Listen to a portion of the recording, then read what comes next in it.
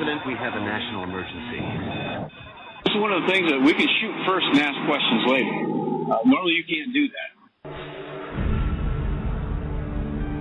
All of a sudden these trees started moving out of the way. They parted for me. And then I came out into this opening, and there where I saw Jesus Christ.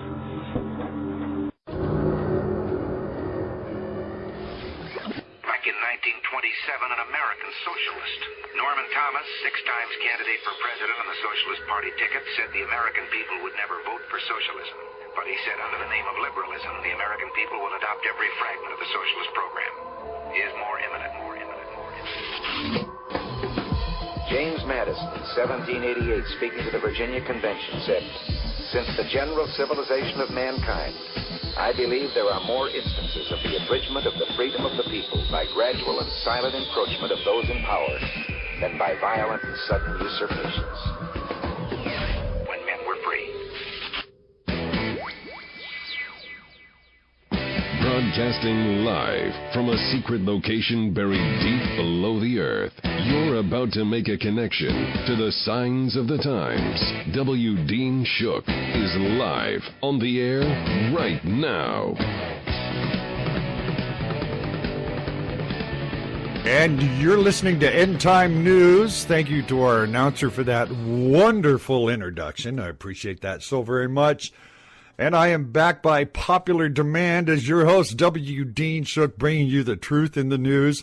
I appreciate it so very much, and I'm also proud to be able to come to you as a card-carrying member of the Flat Earth Society, according to President Obama, who says that skeptics of man-made catastrophic climate change, you know, the kind that Al Gore has pimped, of being ridiculed, scoffed, and dismissed sneeringly as deniers.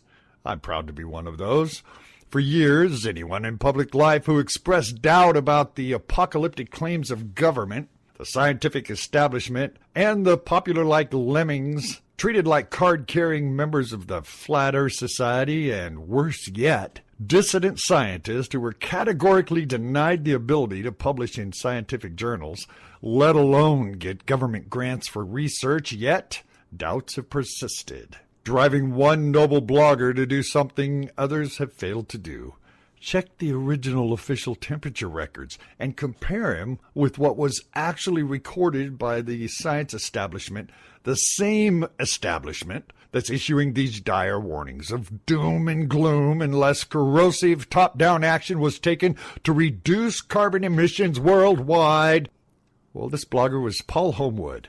What he's found is shocking, and it's being called the fiddling of temperature data, one of the greatest scientific scandals of all time. He said when future generations look back on the global warming scare of the past 30 years, nothing will shock them more than the extent to which the official temperature records, on which the entire panic ultimately rested, were systematically adjusted to show the Earth was having warmed much more than the actual data justified. This according to Christopher Booker in the London Telegraph after reviewing Homewood's findings. Well, Homewood began by checking the temperature graphs for 3 weather stations in Paraguay. What he found was the recorded temperatures were simply reversed dramatically, from showing a cooling trend to a warming trend. After that, he checked more South American weather stations, found even more evidence of upward adjustments. Those bogus records were recorded by the U.S. government's Global Historic Climate Network and then broadcast by the Goddard Institute for Space Studies and National Climate Data Center, the very records scientists and governments use to justify their global warming claims. Homewood investigated the temperatures taken there, finding in nearly every case the upward temperature adjustments that have made climate change an article of faith for governments and scientists around the world.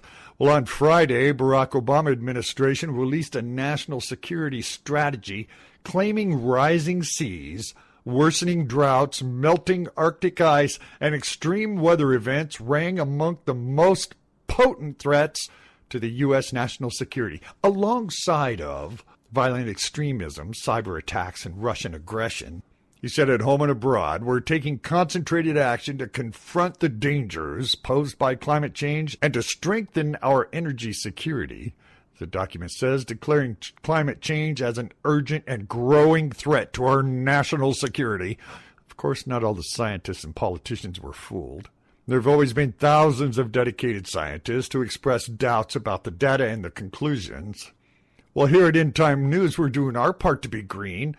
We're trying to recycle and reduce our global footprint. Here's how we're doing it.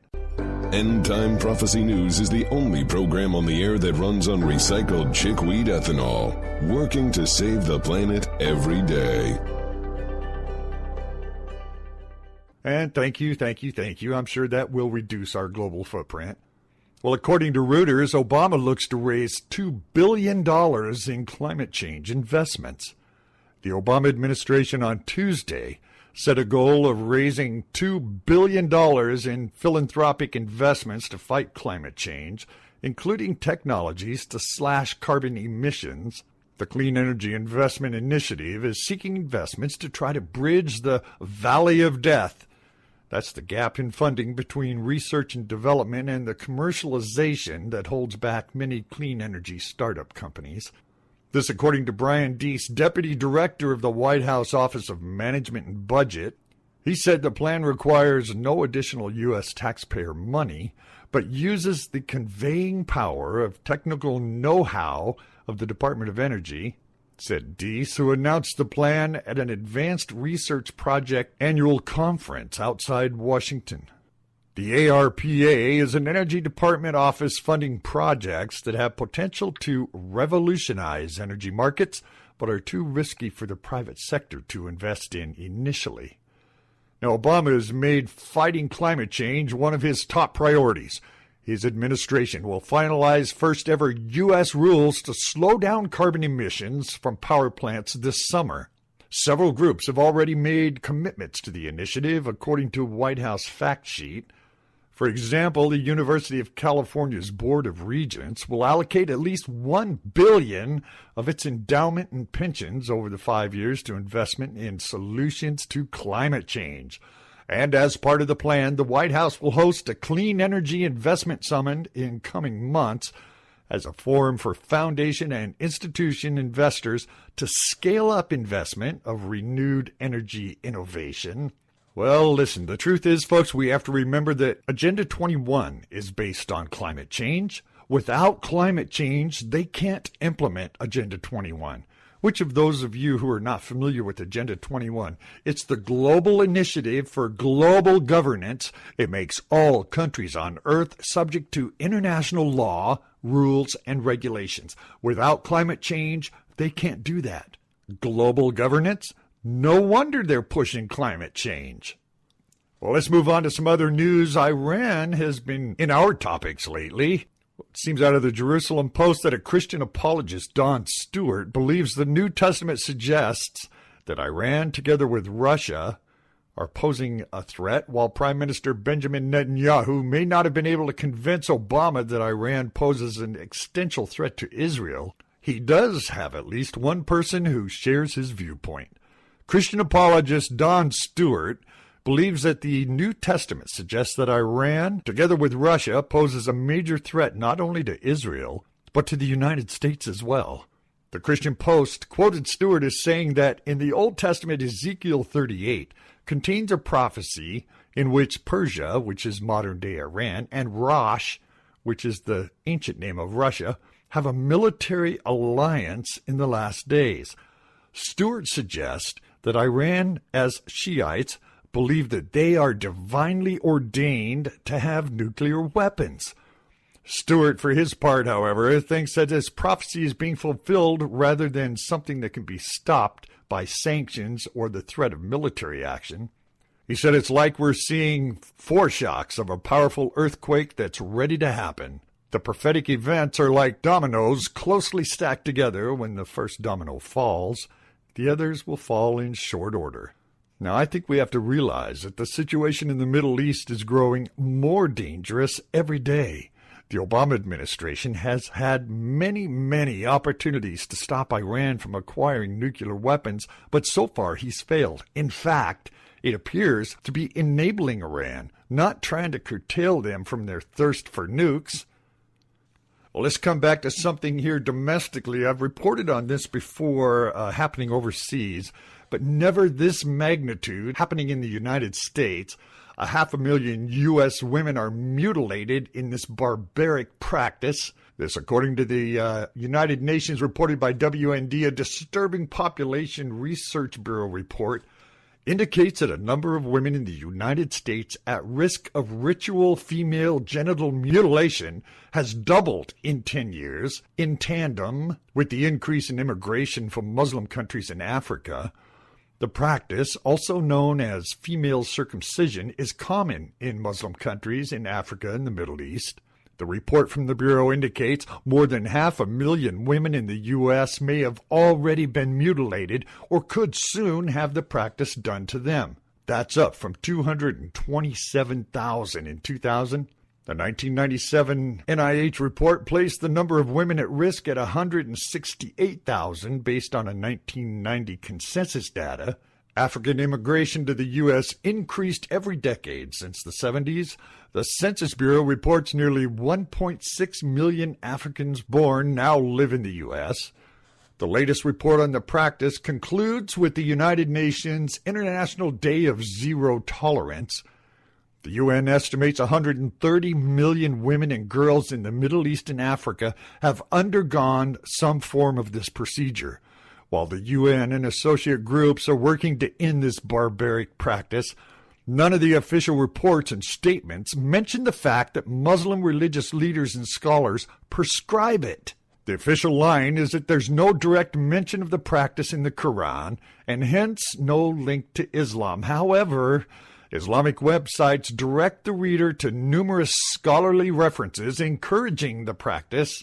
Indonesia, place of birth of Barack Hussein Obama, the world's most populous Muslim country, enshrines the practice in its health laws, and Islamic Foundation sponsors a mass female circumcision ceremony annually. Many of the women who are being brutalized see a connection to the region, even if those trying to save them from it don't. When directly asked about the link between Islam and the practice, UN program coordinators admitted that 50% of the women who have been victimized believe it's a religious requirement. And many Muslim religious leaders in the U.S. apparently don't oppose it, even though it's against the law. Jaha Durka, a survivor from Gambia who now lives in Atlanta, told WND, "We're reaching out to Muslim religious leaders here in the United States. Some don't want to talk about it to us because it's an issue they believe is religious. Some of them don't even let us into their mosques when knowing that we're coming." What a barbaric practice this is. So how do we handle this here in the United States? It's against our law to do this. Do we give them a pass? Or do we hold their feet to the fire? I'll say this. What if smoking peyote is claimed as part of a religion? Do we allow that? What if sex with kids is claimed as part of someone's religion? Would we allow that? Look, folks, we have to draw the line here somewhere. And I'd like to report another university on the side of political correctness. That according to the College Fix, the university spent $16,000 on campaign to warn students to watch what they say. It's called an exclusive language campaign, and it debuts at University of Michigan. Dozens of protesters plastered across the University of Michigan caution students not to say things that might hurt others' feelings as part of a new exclusive language campaign at the state's flagship public university to the cost of $16,000 to implement. Words declared unacceptable through the campaign include crazy, insane, retarded, gay, tranny, gipped, illegal alien, fag, ghetto, and raghead. Phrases such as, "I want to die," and "that test raped me" are also forbidden. University spokesman Rick Fitzgerald told the College Fix in an email to campaign aims to address campus climate by helping individuals understand that words can impact someone, to encourage individuals to commit to creating a positive campus community. Students have been asked to sign a pledge to use inclusive language and to help their peers understand the importance of using inclusive language, according to the campaign materials. Though only in existence for one semester, the Inclusive Language Campaign has maintained a strong presence throughout the university. Students roaming the campus frequently encounter posters of all sizes reminding them your words matter and asking questions such as, if you knew that I grew up in poverty, would you still use the word ghetto or ratchet? Representatives of the Exclusive Language Campaign did not respond to repeated requests for comment from the College Fix. Fitzgerald told the College Fix the university budgeted $16,000 for the campaign. The program comes at a time when the university has raised tuition fees for the last 2 years consecutively. And we'll have to make sure we watch it that we don't use those words. Well, it looks like the Washington Examiner must listen to End Time News, because one day after I reported on how North Korea could cause an EMP on the West Coast, today the Washington Examiner has published a story on how nuclear plants face EMP disaster as feds scramble for a quick fix. Federal agencies that regulate nuclear power stations are rushing to address a potential threat from electromagnetic pulse attack on the U.S. electric grid, which would cause nuclear power plants to melt down. The good news is the issue and proposed fix are easy. The bad news is that there's growing concern of an EMP attack, either from North Korea, including bomb or solar storm would occur first. It focuses on cooling pools used to store spent but still radioactive fuel rods used to make power. Cold water must continuously flush through the rods. They can catch fire and explode, spewing killer radioactive smoke for miles. Federal agencies believe an EMP attack would knock the power grid out for months. Most nuclear plants are diesel-powered generators for backup power to the water pumps and only store up about 17 days of fuel. Members of President Reagan's former Star Wars team with the Foundation of Resilient Societies, they saw the problem at Japan in 2011's Fukushima nuclear disaster and recommended a switch from diesel to long-lasting solar power for the generators. That's when the alarm bells went off. Thomas S. Popick, president of Resilient Societies, told the Washington Examiner similar concerns were raised when New England's Pilgrim nuclear facility was forced to shut down during a blizzard. As a result, the Nuclear Regulatory Commission is considering the group's fix a rare embrace of an outside proposal. It's a national issue, said proponents, and retired Federal Aviation Administration investigator Brian Sullivan said the NRC needs to change its dangerous course. And with all of the news of global governance and a one-world leader, Putin has something to say about it. According to Bloomberg Business, Russian President Vladimir Putin struck a defiant tone a day after talks in Moscow with the leader of Germany and France failed to achieve a breakthrough in resolving the Ukraine crisis. Putin said Saturday at a meeting with the Federation of Independent Trade Unions in Sochi that Russia won't tolerate the post-Cold War global system dominated by a single leader. That type of world order has never been accepted for Russia, Putin said. Maybe someone likes it and wants it to live under a pseudo-occupation, but we won't put up with it. German Chancellor Angela Merkel and French President Hollande met the Russian leader for more than 5 hours Friday to discuss spiraling violence in eastern Ukraine between government forces and Russian-backed separatists. A breakdown of diplomacy may strain transatlantic unity in dealing with Russia as Europe's consensus on economic sanctions show signs of fraying. Now, there were some key words in here, and when I read this story, it made me wonder, what brought up transatlantic unity, and why would President Putin say that he's opposed to governance and a one-world leader? Well, the story mentions diplomacy may strain transatlantic unity. Now, in case you're not getting it, the transatlantic union is the same type of system Obama's trying to set up with Canada, Mexico, Cuba, and mainline U.S. all as one. End Time Prophecy says there'll be 10 distinct entities that this one world leader or Antichrist will have control of. When in history have we seen these things being set up like this? This is something to think about. Now, you remember a couple updates ago, I told you about the Muslim Brotherhood declaring jihad one day after a meeting with the White House State Department. Well, according to Breitbart News, they're reporting now the Muslim Brotherhood comes to the White House. The Obama White House has finally released the names of the 14 Muslim leaders who met with the president that past week.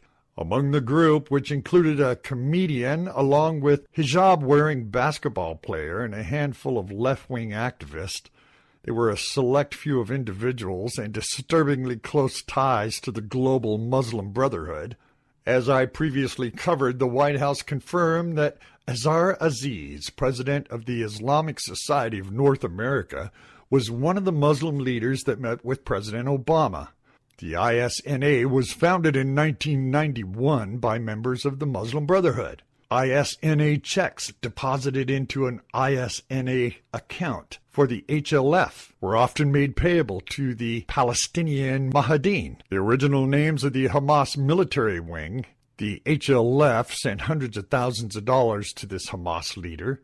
I believe this is called aiding and abetting the enemy. Aziz's bio also reveals him as a founding member of the Council of American Islamic Relations in Dallas-Fort Worth chapter. CARE also has allegedly funded money to Palestinian terror groups, was also started by members of the Muslim Brotherhood. Hoda El-Shethway of the Muslim Pacific Affairs Council was also in attendance in the Muslim leaders' meeting with the president. The MPAC, just like CARE and the ISNA, was founded by members of the Muslim Brotherhood. Their group was written off, often endorsed papers rejecting the United States' designation of Hezbollah and Hamas as terrorist organizations, and has insisted that the